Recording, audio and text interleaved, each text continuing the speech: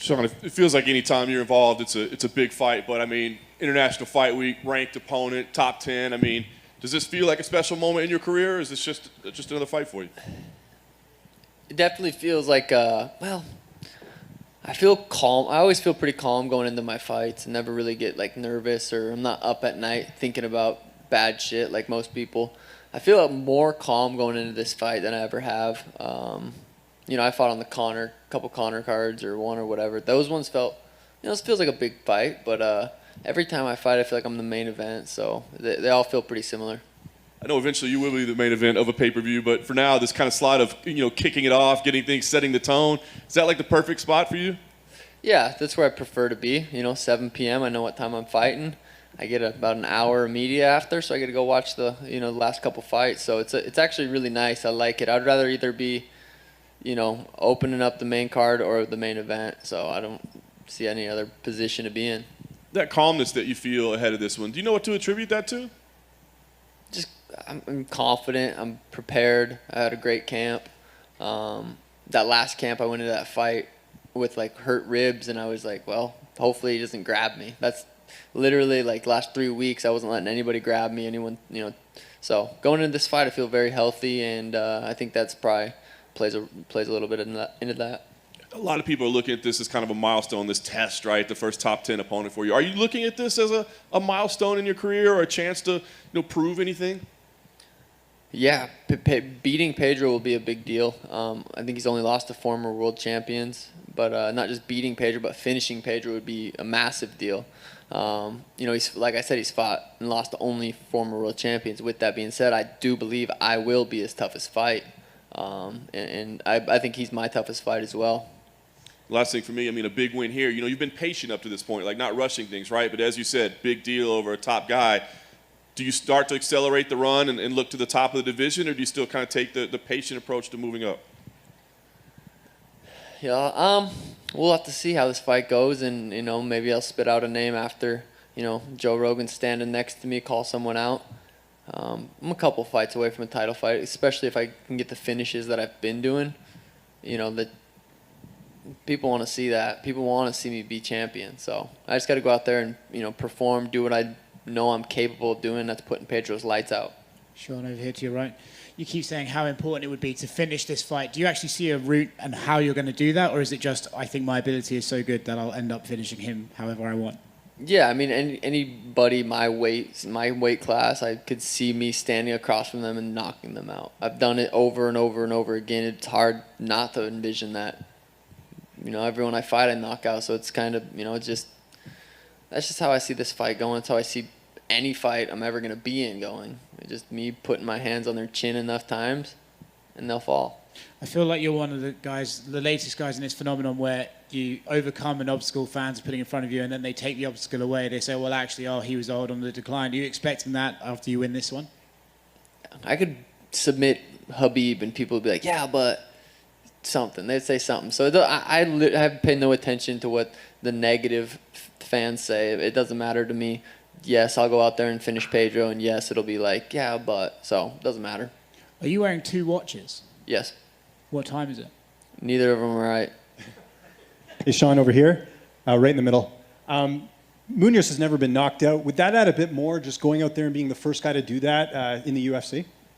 Yeah, that would be huge. I think it would, I think a win over him will be huge, but a finish over Pedro would be massive, and I'm all about the mass. I'm trying to, go above and beyond and perform for the people, and people want to see people's lights get put out. Winning a decision, I would not be upset against Pedro because it's very, very tough. But I definitely want to put his lights out.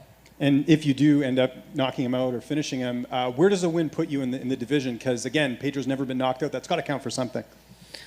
There's a little Russian dude running around saying no one wants to fight him. That's an option. Fabrant might be an option. He got beat up a couple times, so it might not be. The division's crazy right now. A lot of guys are already booked, so we'll just have to see how the fights play out here in the next couple months. Chito Vera, your former opponent's fighting Dominic Cruz coming up here. Who do you favor in that fight, just as someone who's fought Chito? It's hard to count Chito out. I thought I don't know. Well, I'm excited for that fight. I'm excited to see how that plays out. I think Dominic's gonna. I predicted Dominic would win, and people think it's biased, but I also thought Cheeto was gonna beat Rob. I thought Cheeto was gonna beat Frankie, and he kind of did. So we'll see. And just last one for me. What's it been like as a fighter in your career, sort of transcending into the mainstream? I saw you on No Jumper a few months ago. Not every fighter is going to get an opportunity like that. How's that been for you, just being such a strong brand in the UFC and just promoting yourself in the proper way? Yeah, I mean, being a part of the UFC whose platform is massive, and so I just go out there and put on performances, and they give me this platform to be able to expand my audience is huge. So just super grateful to be able to work with the UFC, and they give me the platform to be able to go out there and put on these amazing performances. And being famous for fighting, not just fighting, but knocking people out, there's nothing cooler. It's not, being a rapper is cool, but being able to knock people out and being known for that, that's it. That's the number one thing everyone wants to be known for. Sean, back here to your left. I know the resume of Pedro Munoz is one of the things that stands out here because of the guys that he has beat and the guys he hasn't. But from a stylistic perspective, what stands out about this matchup? What's the most challenging thing about Pedro's game that gets you excited? His durability is I fought guys like Chris who was durable. We saw how durable he was. I just lit him up for 14 and a half minutes. So I've proved that I'm capable of doing that. His durability is going to be, that's what I think is toughest for him. But obviously he's going to come out there, try to kick my legs. That's everyone's game plan. So I feel like every time I fight, it's like, okay, kick his legs, put him up against the fence, try to take him down. That's everyone's game plan. That's the way to beat me. So that's what I'm assuming he's going to come out with. You mentioned a few different names of where you could go with the victory on Saturday. One name that keeps coming up a lot that you didn't say was Adrian Yanez, who had a great performance against Tony Kelly on that Austin card. He continues to call your name. Is that something that you think could happen sooner rather than later, or is that something because I feel like fans are excited, we could build this thing up for a while until you guys actually get in there? So how do you view your paths at this point? Yeah, that was a super impressive performance. Super slick boxer, very well rounded.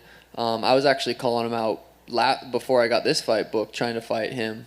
And there was, you guys, you can go back and look on Twitter. He didn't really seem like he was too into that fight. So, he got some confidence now. He beat someone. Yeah, that's definitely a fight that's he needs, obviously we're both growing. He needs to win a couple more fights. I'm going to win a couple more fights. And if we're in the, if I'm the champ, even before that, yeah, I could see that fight happening. I think he needs a couple more performances and he'll be up in the talks with who's next. Last thing, you are excited to fight in this spot because you could do your media and then you can go back and watch the two title fights at the end of the night. So how do you break those two down? Who do you think comes out of those two fights? I don't know. I honestly, it's like, I don't really think about any other fights on the card. I'm excited. I think Max and Alexander are both, top 45ers to ever do it. We've watched them fight already twice. Excited for that. I don't know how it's going to play out. My guess is as good as yours. Izzy versus Jared. Jared's a teammate of mine. Izzy's one of my favorite fighters. I'm going to just sit back and enjoy and watch how that fight plays out. Really good card. I'm excited to watch. Sean, just a few here. You've been very mindful, excuse me, you've been very mindful in your ascent of the UFC about matchmaking, dollars, position on cards. In a sport where we see so many young guys say, I'm going to fight anyone, anywhere, anytime, where did you sort of get this mindfulness from for managing your career? I've always kind of looked at it as I didn't just get in to the UFC as a fighter. It was like a businessman / fighter. I felt like getting into the UFC, I was like, okay, I want to make as much money as possible. I'm not going to take a fight on 2 weeks notice and then my stock goes down because I, lost 3 fights in a row. So I've thought about it for a while. I definitely feel like since day one, since I've always kind of wanted my career to play out a certain way, and here we are. As we talk about moving up the division and you say, a couple fights away from a title, are you now happy with how much you're making, and are you ready for the title fight, or is there still kind of another round of negotiations that has to happen? Yeah, I think, renegotiated, talk with UFC, I feel like we're good. We're partners. You know, the more money I can make them, the more money they're willing to pay me. So I want to go out there and put on beautiful performances and earn my paycheck. I don't want to just tell them, hey, you owe me this much. So I'm gonna go out there and continue to earn my paychecks. Right now, I'm happy with what I'm getting paid. I think I knock the next guy out, and then before the title fight, I would like to sit back down and say, hey, is this fair? Do you guys agree that this is a fair amount to pay me for this title fight? You know, they have statistics, they have analytics, they know I'm bringing in eyeballs. So I think at the end of the day, they're fair. You know, if you're not going to bring in eyeballs, they're not going to pay you. And last thing, I know sort of managing family time and training camp was really important for you. How are we going to celebrate with the family post-fight? Elena will be sleeping probably at that time. Danny's mom's going to be watching her at the hotel, so I'll probably sneak up, give her a couple kisses, tell her daddy did it, and then go get buzzed up with the boys, drink some Happy Dads, and hang out. All right, thank you. Sean, just over here at the back. Aljamain Sterling and TJ Dillashaw is being targeted for UFC 279. What are your thoughts on that matchup, and how do you see that going down? I recently rewatched Corey versus TJ, and TJ impressed me a lot. You know, coming back from his layoff from cheating, and Aljo really impressed me against his rematch against Peter. It's a good fight. I'm excited. You can't count Aljo out. I think TJ might have an advantage for whatever reason. I don't know, but I'm excited for that fight. I definitely would like to watch that front row and see what they're all about. But those dudes are, the top dogs, so it's going to be a good fight. Hi, Sean. Over here, same place. What do you think about sharing the same card as Sean Strickland, your old friend? I don't know. Me and Sean, I haven't had any run-ins with him. I think if I do, I don't think there's anything there. I think he just doesn't like some of my tattoos, which, I don't know. I think I haven't had any run-ins with him. Seems a little crazy sometimes, but I think we all do. I probably seem a little crazy sometimes too. Sean, over here. Other side. Is there a reason why you're wearing two incorrect watches? No, there's not a reason. Couldn't tell you. Got two wrists. Are those glasses real? Yes, of course. Come on. Any more questions? Yeah, just wondering here for Sean. You obviously intend to be the champion and fighting for the belt. What do you think would be the biggest fight for you in terms of who would be holding the title when you potentially get there? Like numbers-wise? Yeah. Pay-per-view? Yeah.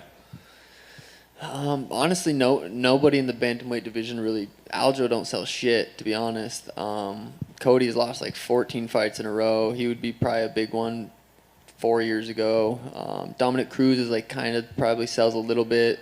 Jose Aldo would probably be bigger, maybe not in the United States, but I don't know. Maybe TJ. TJ could probably sell pretty well. I think the Mia versus Cheeto rematch would be big, just because of the drama that's been behind that. I think me versus anybody could be a big fight, but who's that other guy on the other side that's gonna help really, really do like a million?